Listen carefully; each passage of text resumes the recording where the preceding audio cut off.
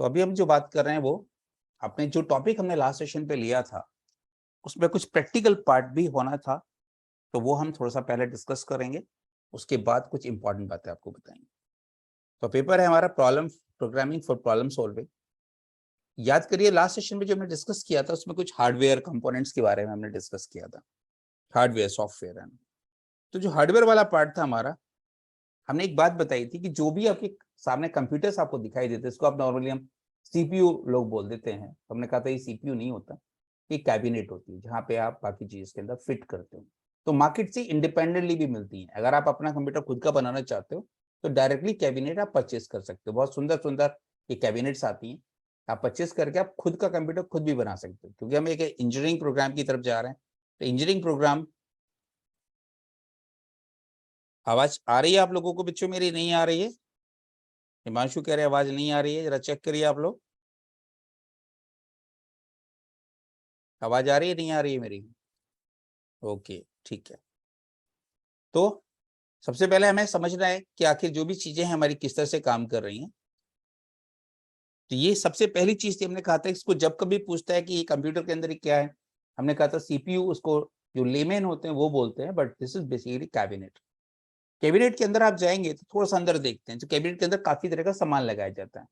तो सबसे पहली चीज जो देखते हैं, हमने एक बोर्ड के बारे में लास्ट क्लास में आपको डिस्कस किया था, जिसका आता है मदरबोर्ड। मेन बोर्ड होता है इसके अंदर, इसको कहते हैं मदरबोर्ड। इसके अलावा यहाँ पे कुछ स्लॉट्स होते हैं जो ऊपर की तरफ देख रहे हैं। जो मदरबोर्ड होता है उसके ऊपर एक सीपीयू होता है, उसके ऊपर एक फैन होता है। अगर यहाँ देखेंगे इसमें रैम के स्लॉट्स होते हैं, रैम होती है, हार्ड डिस्क होती है जो नीचे आप देख रहे हैं। इस पे एक्स्ट्रा कार्ड आप लगा सकते हो, लैन कार्ड, वीडियो कार्ड, आप एक्स्ट्रा कार्ड लगा सकते हो लेफ्ट हैंड साइड नीचे आप जो कर देखेंगे। इसके अलावा इसमें अगर देखेंगे तो उसमें पावर सप्लाई होती है, इसको कहते हैं एसएमपीएस। फुल फॉर्म होती है इसकी स्विच्ड बोर्ड पावर सप्लाई। बिना पावर सप्लाई के कोई कंप्यूटर नहीं चलता। तो ये जो आप ये देख रहे हैं यहाँ के इसके एक पोर्शन में, यहाँ पे पावर सप्लाई रहती है, इससे हवा यहाँ से पास होती रहती है, और इस पावर सप्लाई से ही आपका कंप्यूटर चलता है। तो अगर पावर सप्लाई आपकी गई तो इसका मतलब आपका कंप्यूटर काम नहीं करेगा। तो सबसे पहले इंपॉर्टेंट चीज होती है दो, एक कैबिनेट होती है, कैबिनेट के अंदर एक मदरबोर्ड होता है, यहाँ पे एक पावर सप्लाई होती है, इसको कहते हैं हम एसएमपीएस। अंदर कंप्यूटर के अंदर क्या चीज होती है वो थोड़ा सा मैंने आपको पहले पता होना चाहिए। साथ साथ क्या होता है यहाँ पे कुछ चीजें इंपॉर्टेंट, जैसे मदरबोर्ड की थोड़ा गहराई से और देखेंगे तो बैकएंड साइड पे काफी सारी चीजें होती हैं। जैसे आप ऑडियो की जैक, जहाँ पे जैक लगाते हो आप लोग, उसको ऑडियो इनपुट बोलते हैं। अगर आप यहाँ देखेंगे, यहाँ पे ये यूएसबी ड्राइव्स होते हैं आप लोगों के। यहाँ पे देखेंगे जो आपका मॉनिटर होता है वो लगाया जाता है, उसको वीजीए बोलते हैं। तो अलग अलग तरह की चीजें आप यहाँ देखेंगे, यूएसबी अलग अलग तरह के पोर्ट। एक एचडीएमआई पोर्ट आपने सुना होगा आजकल, तो यहाँ पे लगाते हैं। ये स्लॉट है जो सीपीयू का स्लॉट है, जहाँ सीपीयू लगाया जाता है। तो अलग अलग तरह की चीजें होती हैं। ये आपकी बैटरी है, अगर बैटरी आपकी वीक हो जाती है, कुछ होता है, तो आपके अंदर जो डेट और टाइम होता है वो रिटेन नहीं कर पाता। जैसे घड़ी के अंदर आपकी बैटरी होती है, वैसी ये बैटरी होती है, इसको आप रिप्लेस करना होता है उस केस में हमारे पास। यहाँ पे ये रैम के स्लॉट्स हैं जहाँ पे आप रैम लगा सकते हो। तो काफी चीजें ऑलरेडी प्री फिक्स होती है, बाकी चीजें आप इसके अंदर ये वाले स्लॉट, लंबे वाले स्लॉट रैम के स्लॉट्स हैं। यहाँ पे कुछ और भी चीजें लगती हैं एडिशनल आइटम्स, तो बाकी चीजें इनको कनेक्ट कर सकते हो। यहाँ पे देखिए जो लेन, अगर आपने सुना होगा इंटरनेट या लेन, लोकल एरिया नेटवर्क, वहाँ पे उसके भी तार, लेन का तार कनेक्ट करना है, आप यहाँ से कनेक्ट कर सकते हो। इस तरह की काफी चीज, सारी चीजें बोर्ड पे ही होती हैं। इसका मेन नाम होता है मदरबोर्ड, ये ध्यान रखना है आप लोगों को। तो ये हमें नॉलेज होनी चाहिए। अगर इससे आगे चलते हैं, अगर हम मान लीजिए, तो सबसे पहले क्या होता है देखिए, अगर आप लोगों ने इसमें कंसेप्ट देखा होगा उसमें ड्राइव, जैसे अगर आप देखेंगे यहाँ पे, तो ये जो एरिया होता है यहाँ पे कुछ चीजें एक्स्ट्रा लगाई जाती है, इनको कहा जाता है ड्राइव्स। जैसे अगर आपने देखेंगे सीडी ड्राइव, फ्लॉपी ड्राइव, अगर आपने वर्ड सुने होंगे, सीडी डीवीडी, इस तरह की चीज देखी होंगी, तो ये ड्राइव होती है जिसके अंदर सीडीज को लगाया जाता है। तो दो चीजें, ये सीडी डीवीडी होती है हमारी, ये इनके ड्राइव्स होते हैं। ये बहुत सारे हो सकता है कंप्यूटर्स में लगे हों, हो सकता है ना लगे हों, डिपेंड करता है कि आपने इसको लगवाया है या नहीं लगवाया। अगर लगा होगा तो होगा, नहीं तो नहीं होगा। इसके अलावा एक पुराने जमाने में चीज और होती थी जो आजकल आपको नहीं दिखाई देती कंप्यूटर्स के अंदर, जिसको कहते थे फ्लॉपी और फ्लॉपी ड्राइव्स। ये थोड़ी पुरानी जमाने चीज हो चुकी है। तो ये फ्लॉपीज होती हैं, ये 3.5 इंच की होती थी, 5.25 इंच की होती थी। इनको लगाने के लिए ड्राइव्स होते हैं। जैसे ये फ्लॉपी है आपकी, तो कहाँ फिट करेंगे आप इसमें, यहाँ फिट करेंगे। ये अभी भी पुराने कंप्यूटर्स में आपको देखने को मिल जाएगा। तो क्योंकि जब पुराने जमाने की अगर हम बात करें तो वहां पे जिस टाइम पेन ड्राइव नहीं होती थी, सीडी नहीं होती थी, तो सारा डेटा फ्लॉपीज के अंदर स्टोर होता था। हालांकि साइज बहुत कम होता है इसका। जैसे इसका साइज अगर देखेंगे 1.44 मेगाबाइट्स होता है। कल मैंने आपको यूनिट्स के बारे में बताया था, MB GB कल बताया था। तो आप इसका देखिए, इसका जो साइज है वो बहुत ही कम होता है, 1.44 मेगाबाइट्स। ये उससे भी छोटी होती है, साइज में जरूर बड़ी है पर क्वांटिटीज में कम आती है। ये 1.2 मेगाबाइट्स की होती है। तो इनको लगाने के लिए भी ड्राइव्स लगाए जाते हैं, इनको फ्लॉपी ड्राइव्स बोलते हैं। तो ये पुराने कंप्यूटर्स में हो सकते हैं, लेटेस्ट में अगर किसी को जरूरत है, कोई इसको यूज करना चाहे तो कर सकता है, लेकिन आजकल ये ट्रेंड में नहीं है क्योंकि हमारे पास और बहुत सारी चीज मौजूद है। लेकिन अगर हम अपने जमाने की बात करें, 92 93 जब हम लोगों ने कभी ये सब चीजें पढ़ी थी, देखी थी, तो उस जमाने में हार्ड डिस्क भी नहीं हुआ करती थी, सारा काम फ्लॉपीज में ही होता था। ये वो चीजें जो हमने इनपुट डिवाइसेस के बारे में आपसे बात की थी, कीबोर्ड, माउस, ये देखे होंगे सब लोगों ने। ये है, देखिए ये जो कोड आप ये देख रहे हो, उसका नाम है बारकोड। इसको रीड करने के लिए बारकोड रीडर होता है। तो ये बारकोड होता है, ये इसका रीडर होता है। तो इनपुट डिवाइस एक तरह की, ये हमारा QR कोड है, ये QR कोड रीडर होते हैं, जिसको भी आप QR कोड को रीड कर सकते हो। हर तरह की डिवाइसेस आती है। ये इनपुट डिवाइस एक तरह की जो डेटा सिस्टम में पास करेगी, ये भी एक डिवाइस डेटा सिस्टम में पास करेगी। इसी तरह से जैसे कल हम बात कर रहे थे MICR के बारे में, तो हमने कहा था जो चेक होता है उसके नीचे अगर देखेंगे मैग्नेटिक फॉर्म में एक करेक्टरी की कोड लिखा होता है, इसको कहते हैं MICR कोड। इसको रीड करने का स्कैनर होता है। तो इस चेक को जब आप इसके अंदर रखते हो डिवाइस के अंदर, तो ये इसके अंदर से इंफॉर्मेशन को फैच कर लेता है। यहाँ देखेंगे जैसे आप लोगों ने जो एग्जाम दिए होंगे कभी भी,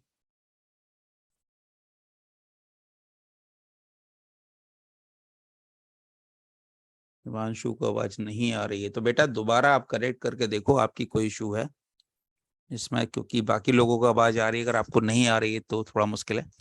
तो देखिए ये OMR शीट्स होती हैं आप लोगों की, जिसपे आप टिक करते हो, यहाँ से गोले खींचते हो, ये OMR रीडर होता है। तो इसमें क्या करते हैं, मार्किंग कर दी जाती है, पोजीशन मार्किंग कर दी जाती है। तो उसके बेस पे चेक कर लेता है, फटाफट आंसर चेक कर देता है कि कितने आंसर सही हैं, कितने आंसर गलत हैं। तो ये डिवाइसेस हैं सारी की सारी। तो इनपुट डिवाइस जिनका हमने जिक्र किया था आप लोगों को वहां पे, तो लेकिन ये कि ब्लैक बोर्ड पे हम इन चीजों को प्रैक्टिकली नहीं दिखा सकते, लेकिन यहाँ पे प्रैक्टिकली थोड़ा सा इन चीजों को दिखा सकते हैं।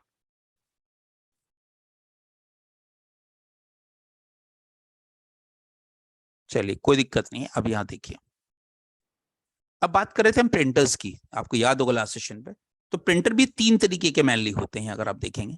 एक प्रिंटर होता है जिसको कहते हैं डॉट मैट्रिक्स प्रिंटर, ये सबसे पुराने जमाने के होते हैं, क्वालिटी सबसे लो होती है। बैंक वगैरह में कई बार जाकर देखोगे तो आपको इस तरह के प्रिंटर मिलेंगे। यहाँ पे एक बड़ा सा पेपर लगता है, अगर आपने देखा हो, जो छेद वाले पेपर होते हैं आप लोगों के, कभी देखे हो आप लोगों ने बड़े साइज के, वो इसके अंदर लगते हैं।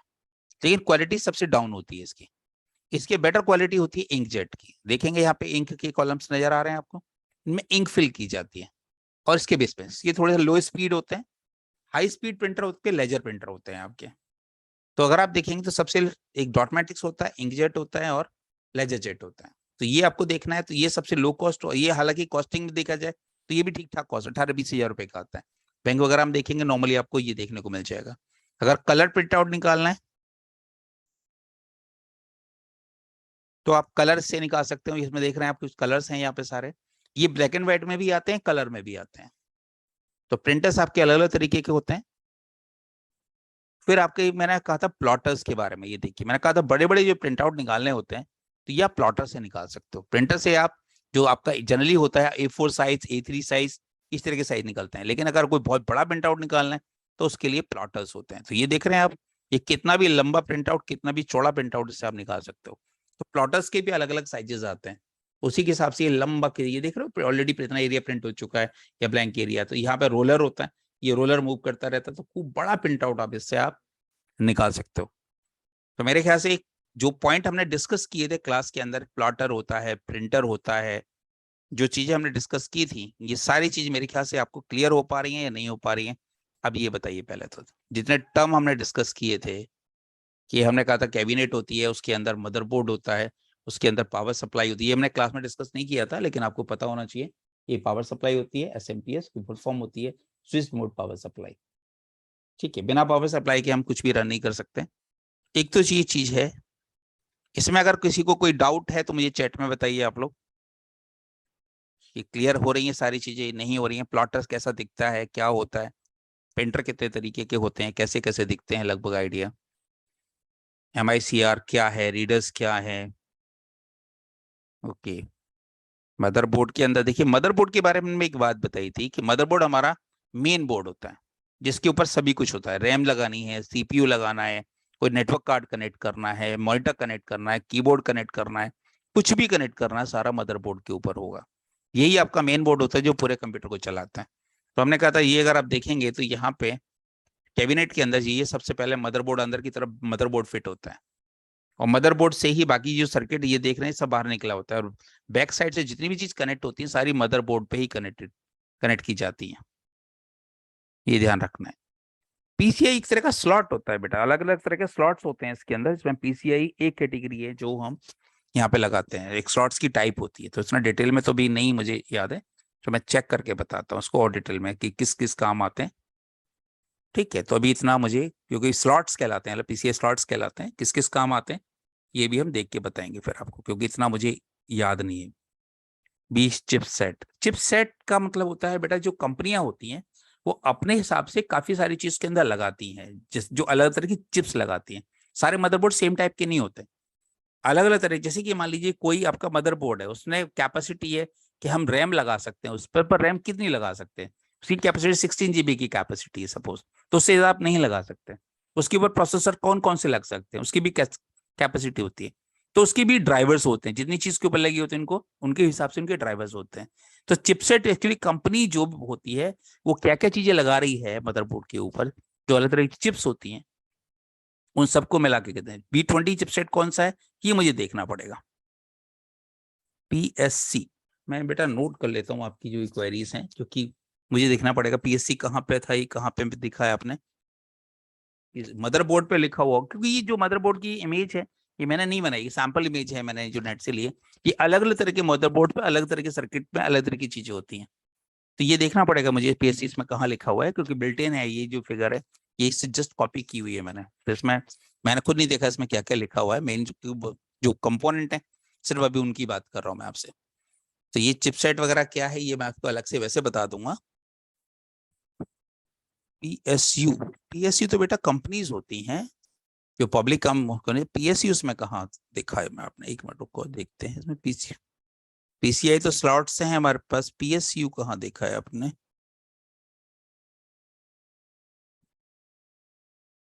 PSU साटा बेटा एक तरह की हार्ड डिस्क की टाइप होती है। अभी हार्ड डिस्क की टाइप हम डिस्कस करेंगे, साटा स्केजी अलग तरह की हार्ड डिस्क होती हैं, उनके बारे में भी आपको डिस्कस करेंगे। अभी स्टोरेज के बारे में अभी एक टॉपिक आएगा, स्टोरेज अभी आगे उसमें दिखाएंगे इसको। हाँ गोदरेज बेटा आपका क्वेश्चन क्या था, DDR बेटा टाइप है, रैम की टाइप है। अभी स्टोरेज का वेट करो, एक टॉपिक डिस्कस करेंगे हम स्टोरेज, उसके अंदर अलग तरह की मेमोरी आएंगी, कैश मेमोरी आएगी, रैम आएगी, रैम की टाइप्स आएंगी, रैम कितने, स्टैटिक में रैम, डायनामिक रैम, अलग तरह की चीजें। तो थोड़ा उसका वेट करो, उसमें बताएंगे। PSU पावर सप्लाई यूनिट, अच्छा ये हो सकता है क्योंकि SMPS कहलाता है बेटा, PSU अलग से टर्म नहीं यूज होता वैसे पावर सप्लाई के लिए, SMPS होता है। पोस्टर तो बेटा प्रिंटर से भी प्रिंट हो सकते हैं, क्योंकि पोस्टर का साइज डिपेंड करता है ना कितना बड़ा पोस्टर आप प्रिंट कर रहे हो। तो वो जो normal A4 size, A3 size, A2 size, A1 size, ये तो आप प्रिंटर से भी निकाल सकते हो। पोस्टर तो ये प्रिंटर से ही निकल जाते हैं, लेकिन जैसे आप ये देखते हो जो आपके ये बड़े बड़े प्रिंट आउट्स होते हैं, जो मैंने कहा था जो होर्डिंग्स वगैरह बनते हैं, वो खाली प्रिंटर से नहीं निकलते, वो प्लॉटर से निकलते हैं। कोडिंग बेटा भी बताएंगे, पहले पहले वहां तक पहुंचो तो सही, जो चीज है पहले वो बताते हैं, पहले थोड़ा सा वेट करो उन सब चीजों के लिए। अच्छा दूसरी बात, एक मैंने कहा था कि आप लोगों को तैयारी करनी है मंडे प्रैक्टिकल की, क्योंकि मंडे से हम कुछ प्रैक्टिकल की भी बात करेंगे आप लोगों से। और आप लोगों को मैंने एक चीज बोली थी कि एक वेबसाइट है, इसका नाम है गिटहब, जिसके बारे में हम बाद में डिस्कस करेंगे। हमने कहा था इस पे एक आप लोग अकाउंट जरूर क्रिएट कर लीजिएगा। रीजन क्या है कि गिटहब एक तरह की रिपोजिटरी होती है, तो जितने प्रोग्राम हम लोग कराएंगे वो सारे प्रोग्राम हम चाहते हैं कि आपके पास आपकी रिपोजिटरी में हो। जैसे मान लीजिए अगर हम इसको साइन अप करते हैं या लॉग इन करेंगे आप लोग, तो थोड़ा सा मैं यहाँ से एक बार लॉग इन कर देता हूँ, आपको दिखा देता हूँ करना क्या है।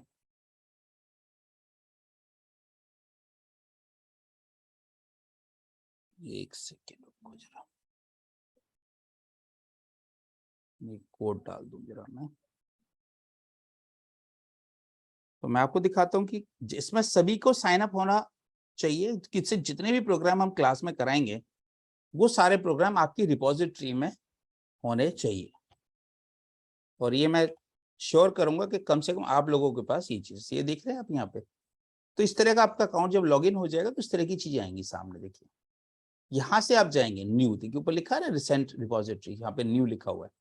तो यहाँ से न्यू पे जब लॉगिन करने के बाद गिटहब के अंदर जब लॉगिन करेंगे आप, या साइन अप या लॉगिन करके अंदर आएंगे, तो यहाँ पे न्यू पे क्लिक करिएगा। अंदर जाएंगे तो देखिए यहाँ पे आपका यूजर आईडी आ जाएगा और यहाँ पे रिपोजिटरी का नाम पूछेगा ये। तो अभी जो आप पेपर है हमारा, हम उसके बारे में बात करें। तो रिपोजिटरी हम किस तरह से बनाएंगे इसकी, इसको इस तरह से बना सकते हो आप, प्रोग्रामिंग फॉर प्रॉब्लम सोल्विंग। ठीक है, ये आपने ये रिपोजिटरी का नाम रख दिया, मान लीजिए प्रोग्रामिंग फॉर प्रॉब्लम सोल्विंग। अब इसको पब्लिक बना लीजिए या प्राइवेट बना लीजिए, जिसमें जो प्रोग्राम आप बनाना चाहते हो वो आप किसी को दिखाना चाहते हो तो पब्लिक बनना, प्राइवेट बना लो, वो मर्जी आप। तो पब्लिक भी दिख जाएंगे तो ऐसा कुछ खास बात नहीं। तो आप इसका चाहो तो डिस्क्रिप्शन लिख लो। तो इसको हमने लिख दिया मान लीजिए repository of, repository having the programs and notes related with the subject, या फर्स्ट ईयर भी मेंशन कर लो क्योंकि आगे तक रिपोजिटरी आपकी काम आनी है। इस तरह से लिख सकते हो फर्स्ट ईयर या फर्स्ट सेमेस्टर सब्जेक्ट। सब्जेक्ट का नाम है आपका प्रोग्रामिंग फॉर प्रॉब्लम सोल्विंग। करना कैसे है, क्या करना है वो मैं आपको बता रहा हूं अभी। तो ये आपने एक डिस्क्रिप्शन अपनी याददाश्त के लिए लिख लिया और यहाँ पे एक फाइल पे क्लिक कर सकते हो, रीडमी फाइल बन जाती है इसमें एक सैंपल, जिससे में हम डिटेल में कुछ इसके बारे में लिख सकते हैं। यहाँ पे एक तरह का लाइसेंस होता है कि अगर आप किसी को अलाउ करना चाहते हो कि कोई दूसरा बंदा भी आपकी लाइब्रेरी को यूज कर ले। नहीं बेटा कल क्लास नहीं चलेगी, संडे को कोई क्लास नहीं होती है। तो यहाँ पे एक लाइसेंस ले सकते हो, क्योंकि ओपन सोर्स, एक वर्ड सुना होगा आपने, ओपन सोर्स लाइसेंस, कि जो मैंने किया कराया तो कोई दूसरा बंदा भी इस चीज को आप यूज कर ले, तो उस तरह से आप इसको लाइसेंस दे सकते हो। अपेचे एक ओपन सोर्स लाइसेंस होता है, आप कोई सा एक लाइसेंस सेलेक्ट कर लीजिए, जिससे कि इसका मतलब ये है कि आप जो कुछ भी कर रहे हो यहाँ पे, तो ये इन्फॉर्मेशन दूसरा बंदा भी आपकी परमिशन से उसको यूज कर सकता है। तो इसको फिलहाल आप यूज कर लेना, इसको टिक कर दीजिए, इसको कर दीजिए क्रिएट रिपोजिटरी कर लीजिए।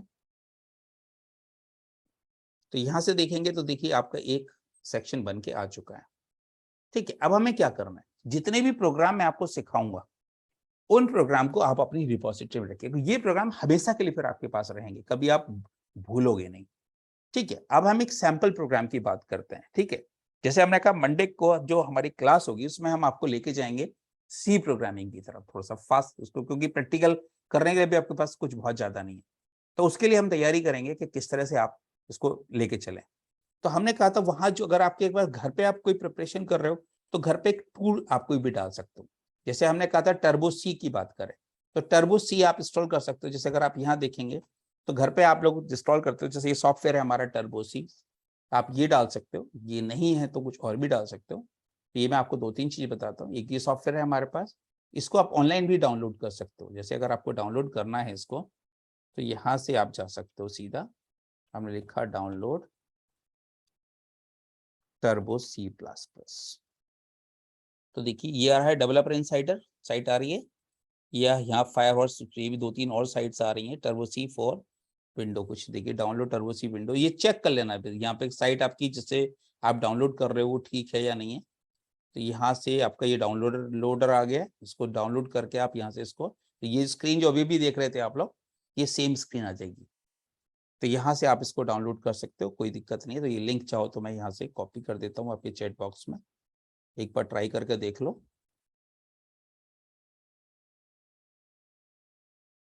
इसको आप डाउनलोड कर लो सॉफ्टवेयर को वहां से और अपनी मशीनों पे इंस्टॉल कर लेना। ठीक है, हालांकि अगर आप थोड़ा बेटर जाना चाहते हो तो एक दूसरा सॉफ्टवेयर मैं दे रहा हूँ आपको डाउनलोड, इसको ले लेना डेव सी प्लस प्लस। तो एक और सॉफ्टवेयर है, ये अच्छा सा सॉफ्टवेयर है, ये सोर्स कोड से मिलेगा आपको, इसका भी मैं लिंक शेयर कर देता हूँ आपको। तो ये अच्छा सॉफ्टवेयर है, इसको आप डाउनलोड कर सकते हो, इसको इंस्टॉल कर सकते हो। कोई और कंपाइलर की नहीं, ऐसा कुछ नहीं है बेटा। वो तो कई जगह वो कई बार ना टर्बो सी गड़बड़ करता है। हाँ, अगर इंस्टॉल्ड है तो ये दूसरा जैसे मैंने बताया डैप C++, ये भी काफी अच्छा है। तो क्योंकि वो 16 बिट है, ये 64 बिट है, तो ये आपका कई जगह बेटर होता है। तो ये कोई ना कोई, इवन अगर ऑनलाइन है तो आप ऑनलाइन भी कर सकते हो। तो जैसे अगर एक सिंपल सा एडिटर है id1.com, ये ऑनलाइन कंपाइलर है, ये सबसे सिंपल कंपाइलर्स में से एक कंपाइलर होता है। तो अगर आपके पास लगता है मोबाइल है, किसी पर्टिकुलर मोमेंट पे कंप्यूटर नहीं है, तो आप कोडिंग यहाँ से भी कर सकते हो।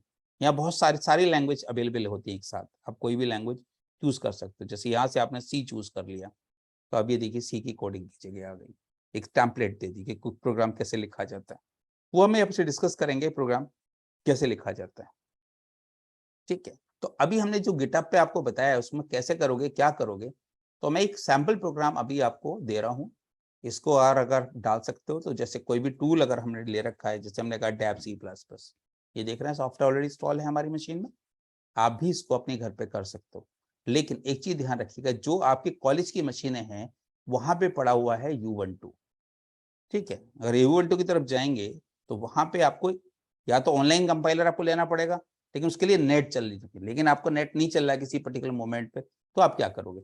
सपोज हम U12 की बात करें, तो यहाँ पे आप ये देखिए, तो जब वहां पे जाओगे, जो U12 वाली मशीन है हमारी लैब की, तो वहां पे आपने देखा होगा टर्मिनल करके एक हमने कहा था कि वहां पे आप क्लिक करेंगे टर्मिनल पे, तो वहां पे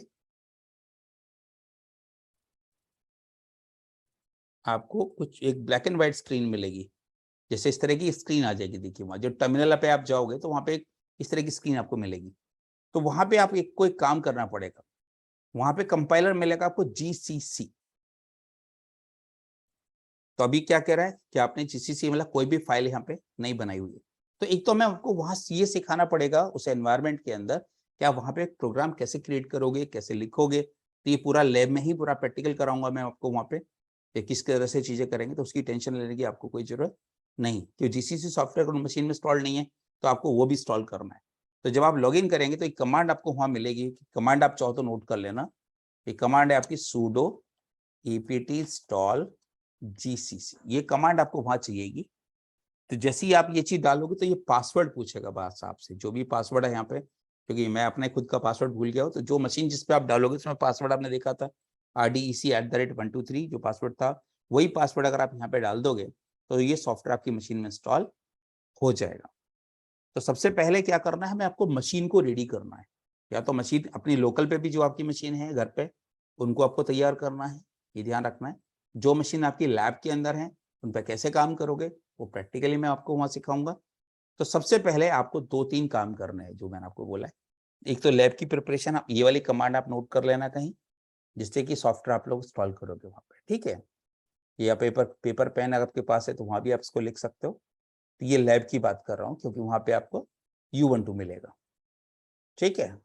तो इसमें कोई डाउट है यहाँ तक जितनी बातें मैं कर रहा हूँ।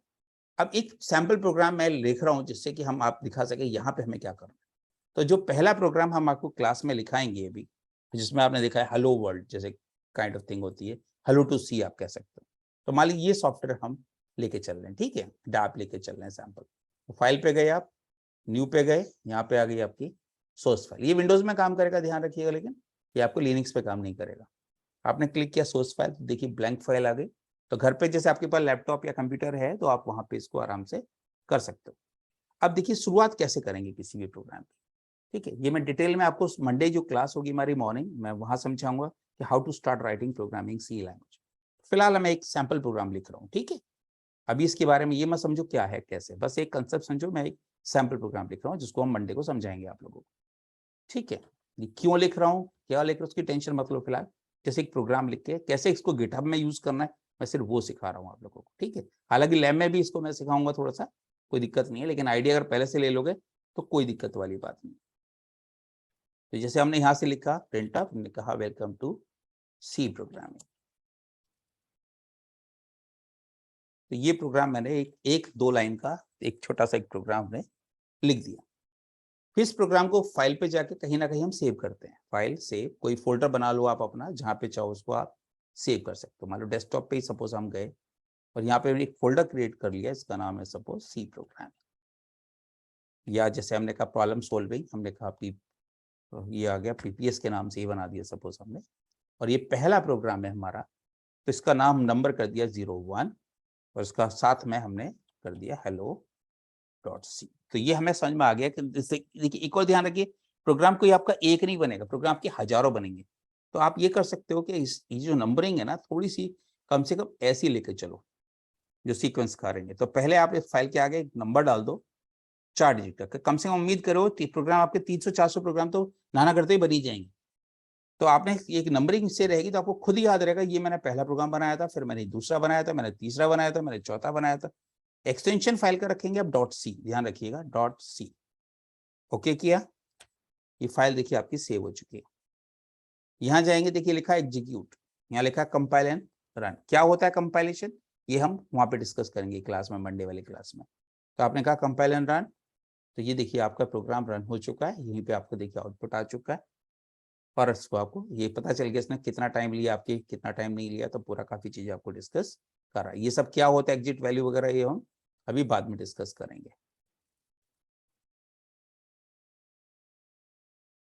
चलो किसी बच्चे ने हैंड रेज किया अभी, चलो देखते हैं क्या कह रहा है बच्चा। तो अब ये देखिए फाइल बन गई मेरी। अब इस फाइल को मुझे क्या करना है, तो ये हमने कहाँ बनाई है, डेस्कटॉप पे देखिए पीपीएस फोल्डर है, वहां पे देखिए मेरी फाइल है। यहाँ पे 2 तरह की फाइल बनी है, इसके बारे में बाद में समझाएंगे। देखिए ये मेरी फाइल है। अब हमें क्या करना है, तो जो हमने गिटहब अभी अकाउंट था हमारा, हम वहां जाएंगे। ये गिटहब हो गया हमारा, गिटहब देखिए खुला हुआ है। इसमें अभी हमने एक रिपोजिटरी बनाई थी, आपको अभी याद होगा 2 मिनट पहले, जरा और देखते हैं कहाँ गई। हम उस रिपोजिटरी पे जाएंगे जिसमें काफी सारे प्रोजेक्ट पड़े हुए हैं लगे। तो ये आगे देखिए प्रोग्रामिंग फॉर प्रॉब्लम सॉल्विंग, इसमें कुछ नहीं है अभी। तो यहाँ देखिए ऑप्शन आ रहा है ऐड फाइल, आप अपलोड करने का देखिए यहीं पे ऑप्शन आ रहा है। तो जो फाइल अभी अभी आपने बनाई उसको यहाँ से चूज भी कर सकते हैं, ड्रैग करके भी डाल सकते हैं आप। आपने कहा चूज फाइल, तो कहाँ किया था हमने डेस्कटॉप, डेस्कटॉप के ऊपर हमने कहा था पीपीएस। ये रही मेरी फाइल, जो सी वाली फाइल है, इसको उठाइएगा, ओके कर दीजिए, ओपन। तो देखिए ये वाली फाइल ऐड हो गई, यहाँ करना है कमिट चेंजेस।